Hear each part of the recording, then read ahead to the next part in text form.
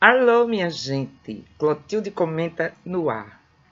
Pois é, estão vendo aqui atrás de mim, as estantes? Ó, rapaz, não tinha mais onde botar livro. E com essa história do clube de leitura, eu meti o pau a comprar livro e a trocar livro e não sei o quê. E começou a se empilharem perigosamente ao meu redor as colunas de livro. E antes que desabassem, eu digo, rapaz, eu vou arrumar as estantes. E estou arrumando as estantes, estou separando um bocado de livro para as bibliotecas das escolas. Viu, Angela Monte, poeta, amiga, querida, professora, prepare-se porque vai receber uma boa doação para as escolas. Eu confio em você que vai fazer chegar os livros direitinho aos jovens, às bibliotecas escolares onde eles devem estar e não aqui parados juntando poeira nas minhas estantes. Então, eu estou doando uma porção de livro e estou separando outros para negociar, porque eu tenho muita raridade por aqui, né? Estou a fim de fazer um dinheirinho. É, meu filho, livro também é negócio. Aí é a estante virtual. Pois bem, mas aí nessa história de arrumar as estantes, eu encontrei uma coisa interessante. Os livros que têm uma palavra mágica no título, que é a arte. A arte. A arte de quê? Ah, e Clotilde vai falar em arte. É curioso quando a gente fala em arte, a gente imagina logo o quê? Pintura, óleo sobre tela, né? Impressionismo francês, por aí. Mas não é isso, não. São livros que têm essa palavra no título e eu descobri que tem um bocado, eu digo, vou levar e mostrar no meu canal, Clotilde Comenta. O primeiro deles é este aqui. Este livro de David Allen, A Arte de Fazer Acontecer, é um clássico da organização e produtividade pessoal. Eu sigo esses preceitos há muito tempo, já de forma que já incorporei a tudo aquilo que eu faço, que já nem sei mais quais são os tais preceitos. Mas para aquela pessoa, eu recomendo esse livro para aqueles que são desorganizados, que estão procurando um jeito de se organizar melhor na vida. Ó, leia isso aqui, que isso aqui vai te ajudar a resolver um bocado de problema. A arte de fazer acontecer. Está aqui. Uma fórmula anti-estresse para estabelecer prioridades e entregar soluções no prazo. Então, com vocês, David Allen e a arte de fazer acontecer. Aí o que vem depois? A arte de pensar.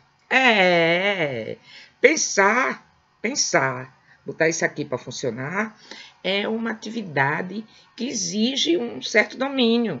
Tem gente que não pensa, tem gente que você diz as coisas e fala, é aquela famosa crise de interpretação de texto que acontece hoje em dia e que a gente vê claramente exposta nas redes sociais. Esse camarada aqui é muito interessante porque ele faz uma teorização em cima dos mecanismos que você usa para pensar e ele fornece, ao final de cada capítulo, exercícios que você faz para treinar aqui a mente, o bestonto. Pois é, querido.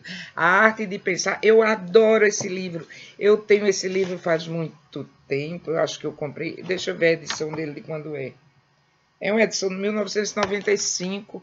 Então, é uma coisa pós-mestrado. Não é do tempo das leituras do mestrado, não, que eu fiz na década de 1970. Mas esse livro é muito legal. Então, A Arte de Pensar, de Pascal Ide, acho que é assim que pronuncia. Pô, se não for, fica sendo agora. E antes de me esquecer, quero que todo mundo aí dê o likezinho e se inscreva no canal. A arte da conversação. Conversar é uma arte. Conversar talvez envolva mais ouvir do que falar. Aí hoje em dia não, hoje em dia é uma desgraça conversar. É tão engraçado porque entre os jovens falam todos ao mesmo tempo, ninguém escuta o que o outro está dizendo. É um inferno conversar com gente nova. Vivo arengando com minha filha e com o pessoal que frequenta a casa dela por isso. Porque você abre a boca e todo mundo, ao mesmo tempo cada um fala e olha no celular e não sei o que, esquecem a arte de conversar, que esse livro do Peter Burke, que é um historiador, ele não ensina a conversar. Eu tenho outro que ensina a conversar, mas que não tem a arte no título. É como conversar, é um manual de conversação, explicando como é que se deve conversar. Esse aqui não, esse aqui ele faz uma história da conversação. É muito interessante, como ele chama, História Social da Linguagem. Os capítulos são muito... Eu vou só ver os títulos para vocês verem. Língua e Arte da Conversação no Início da Europa Moderna. E ele também faz, num dos capítulos, que é muito interessante, anotações para uma história social do silêncio. Conversar também inclui calar, escutar o que o outro diz.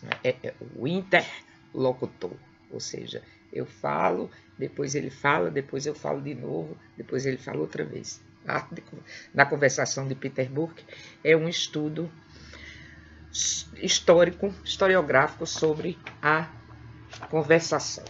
Vamos botar aqui. Eu já estou me atrapalhando nos conceitos. Tomara que meus professores do curso de História não escutem eu falando historiográfico, que eu devo provavelmente ter empregado o conceito de forma não certa. Veremos isso na primeira prova, que será, eu acho que dia 6 de abril, dia 4 de abril, sei lá quando. Primeira prova do curso. E agora o que é que temos? A arte de ler. Porque ler também é preciso dominar uma técnica, uma metodologia. Eu usava este livro quando eu dava um curso, na época que eu era professora na área de saúde, e tinha os cursos de especialização em saúde pública, saúde do trabalhador, não sei o quê. Tinha um núcleo sobre a metodologia do trabalho científico, e eu era encarregada de ensinar a ler. Era muito engraçado quando eu entrava na sala de aula e dizia: hoje eu vim ensinar vocês a lerem. Aí todo mundo ficava assim, aquele monte de médico, de enfermeiro. Ensinar a gente a ler por quê? Será que a gente não sabe ler? Sabe não. A maioria de nós não sabe ler, e é por isso que encontra tanto tédio na leitura, principalmente na leitura que é uma leitura, digamos assim, uma leitura na qual você está estudando, onde você precisa dominar aquele texto para dali tirar alguma coisa, não é a leitura de um romance. Tanto assim é que ele explica os vários níveis de leitura que existem, né? Tem uma primeira parte, que são as dimensões da leitura. Ele mostra a questão da leitura superficial, a leitura mais aprofundada, etc. Na segunda parte, ele discorre sobre o nível mais avançado de leitura, que é a leitura que ele chama de analítica. E na terceira parte, as maneiras de tratar as diversas fontes de leitura. Aí ele começa como ler ficção, como ler livros práticos, como ler história, como ler ciência e matemática, como ler filosofia. É muito legal este livro. Recomendo com ênfase, não sei se é fácil de encontrar. Esse deve ser um dos highlights da minha biblioteca. A Arte de Ler, de Mortimer J. Adler e Charles Van Doren. Eu vou colocar os nomes de todos esses livros, tanto aí embaixo do vídeo, no YouTube, como quando eu reproduzo esse vídeo no Facebook, também eu coloco lá, porque tem gente que tem preguiça de no YouTube ver o vídeo, ver só no Facebook e pronto. Então, vou colocar toda essa referência. E agora, o que temos, minha gente? A arte da ficção. Olha esse. Esse é bom. Esse é o manual mesmo. Esse sai discutindo os vários... O objetivo dele é orientar os futuros escritores. Eu tirei daqui muitas lições interessantes e que também compartilhei com meus alunos na época que eu estava super ativa, que dava oficinas de escrita criativa. Hoje não dou mais, porque não me convidam mais. Por certo, fiquei velha para os públicos que estão aí, que não se interessam mais pelos meus velhos conhecimentos. Mas esse livro aqui é muito legal. E eu ainda utilizo bastante o que aprendi aqui, o que lia, os macetes. Ele orienta muito o jovem escritor. A Arte da Ficção, de John Gardner, editora Civilização Brasileira. É muito legal. E agora o que temos? Olha, rapaz, agora temos um clássico. A Arte do Romance, de Henry James. Rapaz, esse livro esse não é um manual. O que é esse livro? Ele são os prefácios aos vários livros que ele escreveu. Então, nesses prefácios, ele discorre e analisa o processo criativo que ele usou em cada um dos livros. Ele desvenda situações, é um livro de uma leitura mais lenta, de uma leitura mais reflexiva, mas é muito interessante. Henry James é um grande autor. Ele tem um livro chamado A Outra Volta do Parafuso, que virou um filme chamado Os Inocentes, que é uma coisa muito linda. Duas crianças na era vitoriana numa casa lotada de fantasmas e a governanta. Ai, meu Deus do céu, que filme! A Outra Volta do Parafuso, o título em português é Os Inocentes. É um filme, eu acho que da década de 1960, com a grande atriz Deborah Kerr. Eita, vamos lá. Virando cinema já aqui o papo. Ainda tem? Tem. Olha aqui. Olha isso aqui. Minha gente, é tão lindo isso aqui. Arte de Amar, de Ovídio. Esse livro tem uma história engraçada. Eu já vi que esse vídeo hoje vai durar 15 minutos. Então, esse livro, eu precisando ler por algum motivo, e numa época que eu estava duríssimo, não podia comprar livro, fui à biblioteca central da universidade, isso há muito tempo, viu, minha gente? Hoje em dia a biblioteca está toda moderna, mas no tempo você tinha que perguntar à bibliotecária, não é a moça que estava lá, a bibliotecária não, a mocinha que estava lá atendendo, as bibliotecárias já fariam isso. Tinha um fichado de papel, uma coisa assim da pré-histórica, para você consultar, e eu procurei, não achei, aí pedi a ela, minha filha, eu queria o livro A Arte de Amar, ela disse que é o autor, eu disse, é o vídeo, ela disse, qual é o sobrenome? Eu disse, mulher, o vídeo é romano, é um autor antigo, não tem sobrenome não. Ela disse, pois senhora, sinto muito, não posso localizar, só posso localizar. Os autores a gente localiza pelo sobrenome. Eu digo, ah, meu Deus, tá certo, meu bem, tudo bem. Enfim, depois, isso não acontece mais, viu, na Biblioteca Zila Momed, mas acho que vocês que estão me ouvindo já se depararam com situações parecidas, onde botam pessoas despreparadas para atender os leitores assim, um pouco mais exigentes que nem eu. Esse livro é uma delícia. É o manual do namoro, do amor, da paixão. Explica tudo, como você deve fazer. Um troço escrito há 2000 anos, rapaz. É igualzinho. Significa que a gente não evoluiu nada. Enquanto seres emocionais, continuamos do mesmíssimo jeito que éramos há 2000 anos e, se brincar, há 5000 anos. Então, adoro este livro. É muito legal. Eu amo esse livro, Arte de Amar, recomendo. Ele tem outro livro muito bom, um vídeo chamado As Metamorfoses. Mas esse aqui é velhinho, todo riscadinho, adoro ele.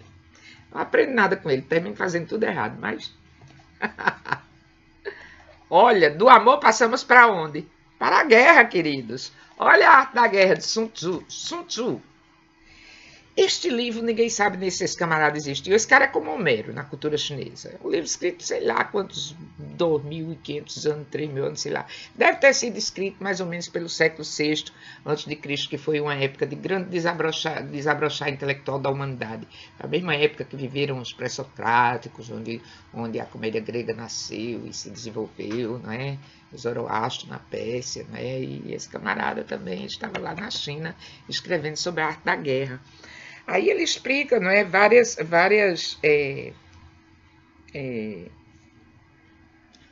formas de combater o inimigo, os procedimentos que a pessoa deve usar quando está guerreando, etc. E é dar uma leitura super interessante, pelo menos para mim, hoje.